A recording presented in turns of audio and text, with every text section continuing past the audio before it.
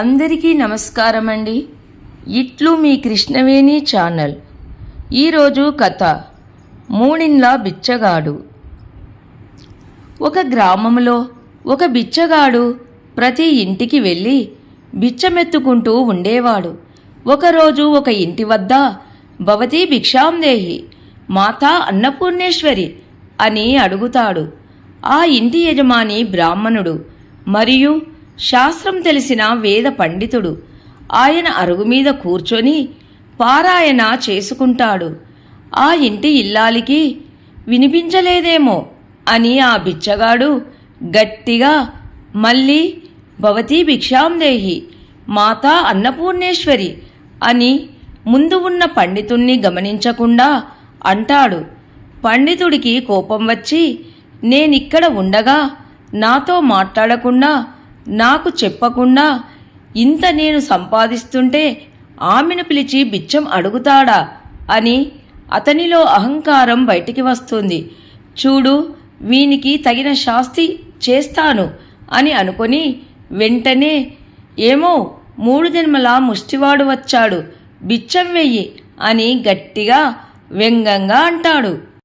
ఆ గొంతు పిలుపుకి ఉలిక్కిపడి ఆ ఇల్లాలు భర్తకు కోపం వచ్చిందని గ్రహించి వెంటనే బియ్యం తీసుకొచ్చి బిచ్చగాడి పాత్రలో వేసి ఆవిడ లోపలికి వెళ్ళిపోతుంది. కానీ బిచ్చగాడు మాత్రం కదల్లేదు. అతని చేతిలో కర్ర కూడా ఉంది. అప్పుడు పండితుడికి అనుమానం అలజడి మొదలయ్యింది. పిచ్చివాడు బిచ్చగాడు, వీడు ఏమి సంకటం తీసుకొస్తాడు అని భయపడతాడు. అకారణంగా నేను అన్న మాటలు వీడికి బాధ కలిగించాయా? వీడిప్పుడు ఏం చేస్తాడు? తిడతాడా, కొడతాడా అని లోపల బాధపడుతూ చూస్తున్నాడు. ఇంతలో బిచ్చగాడు, ఏమండి అని వినయంగా దగ్గరికి వచ్చి నిలబడతాడు. హా అంటూ చిన్న అహంకారాన్ని మేకపోతు గంభీరం ప్రదర్శిస్తాడు ఆ పండితుడు. ఏం లేదు, మీరు నన్ను 3 జన్మల ముష్టివాడన్నారు కదా, అది ఎలాగా అడుగుతాడు. పండితులు అన్నమాటలోని సూక్ష్మమైన విషయము అదా, దానికేముంది, తెలుసుకోవాలనుకుంటున్నావా? అయితే ఇలా కూచో. పర్వాలేదు, చెప్పండి, నిలబడతాను అన్నాడు ముష్టివాడు. అప్పుడు పండితుడు ఈ శ్లోకము చదువుతాడు. అదత్త దానచ్చ భవేత్ దరిద్రః దరిద్ర దానాచ్చ కరోతి పాపం పాప ప్రభావాత్ పునర్దరిద్ర పునర్దరిద్ర పునరేవ పాపి అని శ్లోకం చదివాడు. వెంటనే బిచ్చగాడు, అయ్యా, మీరు చదివిన శ్లోకానికి అర్థము నాకు తెలియదు, నాకు అర్థమయ్యేటట్లు మాటల్లో చెప్పండి అని అడుగుతాడు. నువ్వు గత జన్మలో ఎవరికీ దానము ఏమీ ఇవ్వలేదు అంటే ఇందుకు 2 కారణాలు. నీకు ధనము లేకపోయి ఉండవచ్చు, ఉండి కూడా దానం చేయకపోయి ఉండవచ్చు. లేకపోతే గత జన్మలో నువ్వు ముష్టివాడివి కాబట్టి ఆ ఫలితంగా నువ్వు ఈ జన్మలో కూడా ముష్టివాడిగా అయిపోయావు. అంటే 2 జన్మలు ముష్టివాడివి. పండితుడు ఇంకా చెప్పబోతుంటే ఆదిత్యయోగి, స్వామి, ఈ జన్మలో కూడా ఇవ్వడానికి నా దగ్గర ఏమీ లేదు, కాబట్టి వచ్చే జన్మ కూడా ఇదే జన్మ వస్తుందా అని గొనుక్కుంటూ వెళ్ళిపోతాడు ఆలోచిస్తూ. మర్నాడు అదే సమయానికి ఆ బిచ్చగాడు పండితుని ఎదురుగా నిలబడి, ఇందులోంచి బయటపడే మార్గము ఏమీ లేదా? నేనిలాగే జన్మజన్మలకు బిచ్చగాడిగానే ఉండిపోవాలా అని అడిగాడు. జ్ఞానము, సమయము, వ్యక్తిత్వము, విలువలు తెలిసిన పండితుడు, ఇలా కూచో అన్నాడు. పెద్దవారు, మీ దగ్గర నేను కూర్చోవడమా అన్నాడు ముష్టివాడు. పర్వాలేదు, కూచో. జిజ్ఞాసపరులకు శాస్త్రం చెప్పొచ్చు, చెప్పాలి కూడా, అందుకే ఈ శాస్త్రాలన్నీ అన్నాడు పండితుడు. కూర్చున్నాడు బిచ్చగాడు. ఇప్పటికైనా దానం చేయడం మొదలుపెట్టాలి అన్నాడు పండితుడు: నేను దానం ఎలా చేస్తాను? నా దగ్గర ఏముంది గనక అన్నాడు ముష్టివాడు. అప్పుడు పండితుడు: అన్నీ ఉన్నాయి, లేకపోవడం అనేది లేదు.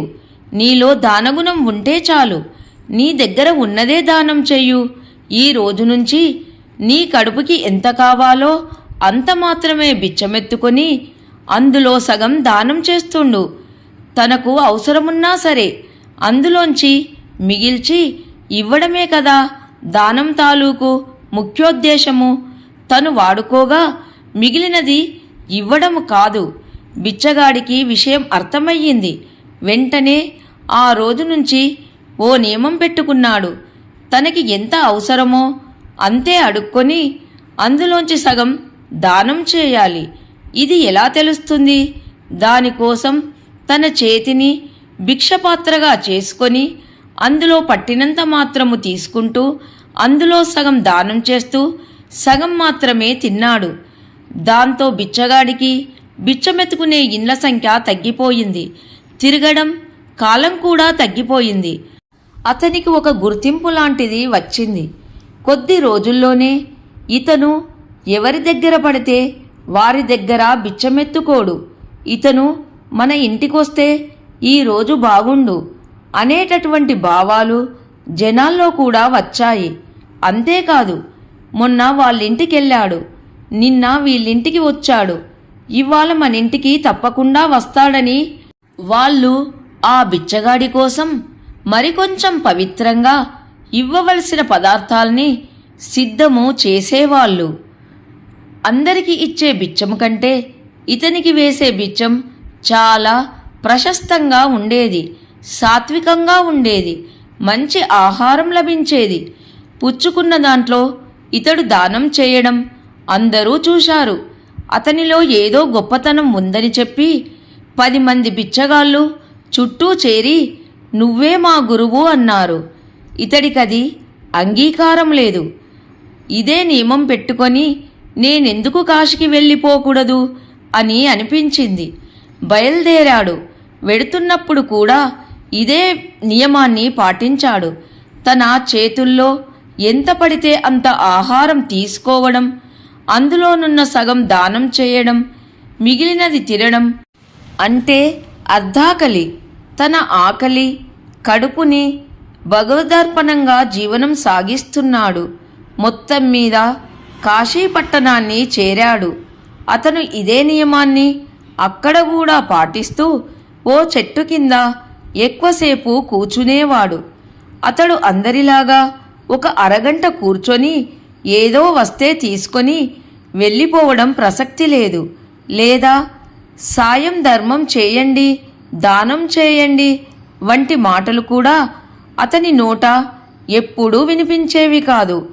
ఎప్పుడు ఏదో ఒక ధ్యానములో ఉంటూ ఉండేవారు. అతని దగ్గర పడిన డబ్బులు లేదా బియ్యము ఇవన్నీ కూడా అతను వెళ్ళాక ఎవరో తీసుకునేవాళ్ళు తప్ప అతడు ఏనాడు అవి ఆశించలేదు. ఇలా కొన్నాళ్ళు గడిచేసరికల్లా అతని మీద 10 మంది దృష్టి పడింది. అతనొక సాధకుడని, కారణ జన్ముడని, అతనికి ఏమి చేసినా మంచి జరుగుతుందని చెప్పి అతని పేరుతో ఒక వేద పాఠశాల, ఒక సత్రం కూడా నిర్మించారు. ఆ సత్రం పేరు కరపాత్ర సత్రము. అతని పేరును కరపాత్ర స్వామీజీ అని ప్రజలే ఆ పేరు పెట్టారు. కరమే పాత్రగా కలిగినట్టి వంటి వాడు అని పేరు పెట్టారు. ఇలాగా వేద విధులు, వేదాభ్యాసం చేస్తున్నారు. పిల్లలకు వేదము, శాస్త్రము, పురాణము, ఇతిహాసాలు చేస్తున్నారు. సత్రాలలో బస చేస్తున్నారు. వచ్చిపోయే వాళ్ళు కూడా భోజనం చేస్తున్నారు. కానీ ఇతనికి ఈ విషయములు ఏవీ తెలియవు. ఇతడు మాత్రము రోజు నదికి వెళ్ళి స్నానం చేసి ధ్యానం చేయడం, మధ్యాహ్నం బిచ్చమెత్తుకోవడం, తనకు వచ్చిన దాంట్లో సగం దానం చేస్తుండడం యథాతథంగా జరుగుతుంది. కొన్నాళ్ళైన తర్వాత అక్కడ అతని దగ్గర కూర్చునేవాళ్ళు, నిలబడేవాళ్ళు, చూసేవాళ్ళు, దండం పెట్టుకునే వాళ్ళ సంఖ్య పెరిగింది. వారి కోసం అన్నట్టుగా అక్కడ నీడను కల్పించడం, పందిళ్లు వేయడం మొదలుపెట్టారు. పెద్ద తీర్థయాత్రగా మారిపోయింది. ఇంకొన్నాళ్ళైనాక ఓ సమావేశాన్ని ఏర్పాటు చేస్తూ ఈయన్ని పెద్దగా పిలవాలని అనిపించి ఆ సభ బాధ్యతంతా వాళ్లే భరిస్తూ కరపాత్ర స్వామీజీని పిలిచారు. అందులో మాట్లాడుతున్న పెద్దవాళ్లందరూ కూడా నాకు ఈయన 15 ఏళ్లుగా తెలుసు. వీరిని చూసిన తర్వాత నాలో చాలా మార్పు వచ్చింది. అంతేకాదు కొన్ని కుటుంబాల వాళ్ళైతే మేమైనకు దండం పెట్టిన తర్వాత, మొక్కుకున్న తర్వాత మాకు ఉన్న అప్పులన్నీ తీరాయి, కష్టాలు తీరాయి అన్నవాళ్ళు మాకు ఏ ఇబ్బందులు లేకుండా అయిపోతున్నాయి. పరమేశ్వరుణ్ణి దర్శిస్తే ఎంత పుణ్యమో అంత పుణ్యము వీరిని దర్శిస్తే నాకు జరిగిందని ఇలా అనేక రకాలుగా చెబుతున్నారు. కానీ ఒక్కటి మాత్రము అందరూ చెప్తున్నది, ఈయనే గురువు. నాకు మా గురువుగారు కాశీ వెళ్ళమని చెప్పారు. అందుకే ఇక్కడ వేదాదులు అధ్యయనం చేశాను.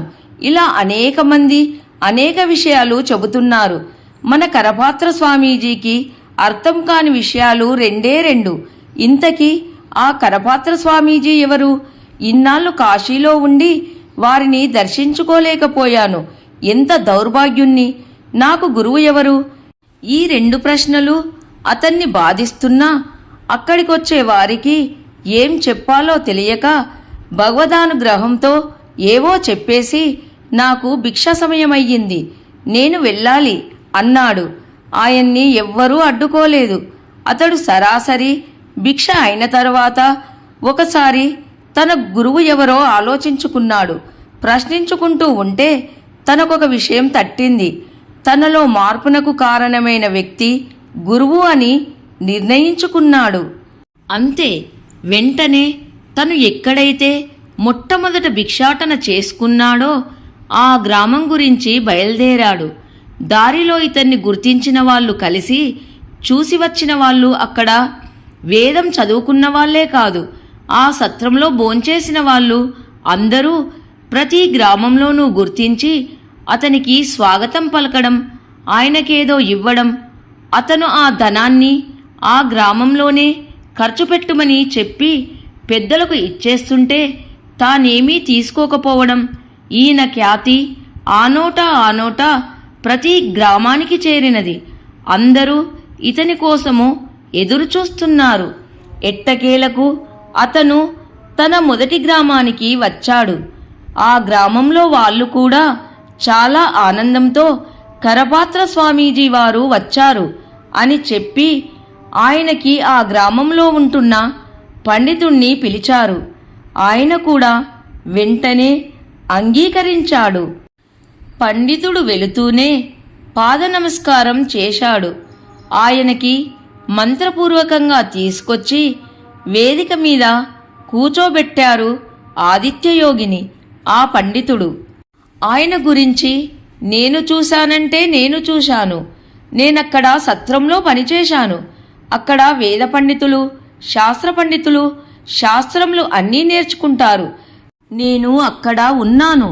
వీరిని మళ్ళీ ఇక్కడ చూడ్డానికి చాలా ఆనందంగా ఉందంటే ఆనందంగా ఉంది. ఇలా చాలామంది మాట్లాడారు. స్వామీజీ కూడా మాట్లాడడం అయిపోయిన తర్వాత నాకు భిక్షా సమయం అయ్యింది, నేను వెళ్ళిపోతాను అని అన్నాడు. ఆ సమయంలో స్వామీజీ అడిగాడు, పండితులవారు నన్ను గుర్తుపట్టారా అని. అబ్బే, నేనెప్పుడూ కాశీ మహానగరం రాలేదండి, నాకు అంత అవకాశం రాలేదు అన్నాడు. సరే, నేనెవరో చెప్తా వినండి అన్నాడు ఆదిత్యయోగి. వద్దండి, శాస్త్ర ప్రకారము ఏరుల, శూరుల, మహానీయుల, మహాత్ముల జన్మరహస్యము అడగకూడదు. సరే, మీరు అడగలేదు, నేనే చెప్తున్నాను వినండి. నా గురుదేవులు మీరు అన్నాడు స్వామి. అబ్బే, నేను పండితుడను, అంతవరకే అన్నాడు ఆ పండితుడు. అయ్యా, ముందు వినండి, నేను ఎవరో కాదు, మీ 3 జన్మల ముష్టివాణ్ణి అని చెప్పాడు. పండితుడు ఒక్కసారిగా భోజనం మానేసి నిశ్చేష్టుడయ్యాడు. ఆదిత్యయోగి ఆ ఇల్లాలైతే ఏకంగా కన్నీరు పెట్టుకుంటూ వచ్చి స్వామి పాదాలపై పడి పతిభిక్ష పెట్టుమని ప్రార్థించింది. అంత మాటలొద్దమ్మా, ధర్మము చెప్పేవాడు నిష్కర్షగా చెప్పాలి. ఆనాటికే కాదు, ఈనాటికి నేను సామాన్యుడినే. కాని ఆ రోజు పండితుల వారు అంత తీవ్రంగా, అంత కఠినంగా చెప్పకపోతే నాలో మార్పు వచ్చేది కాదు. నేను ఈనాడు ఈ స్థితికి వచ్చేవాణ్ణి కాదు. అంచేత వీరే నా గురువు అంటూ నమస్కరించారు స్వామీజీ. లేదు లేదు, మీరే నాకు జ్ఞానోపదేశం చేశారు. నేను మహా అహంకారిని, పండితుడని గర్వం ఉండేది. నా గర్వాన్ని పోగొట్టారు. కాబట్టి మీరే నాకు గురువు అన్నాడు పండితుడు. అహంకారాలు పోయాయి కనుక ఇద్దరి భావాలు ఒకటయ్యాయి. ఇద్దరు హాయిగా పరమానందానుభూతిని పొందారు. కథ సమాప్తం. నచ్చితే లైక్ చేయండి. అందరికీ ధన్యవాదములు.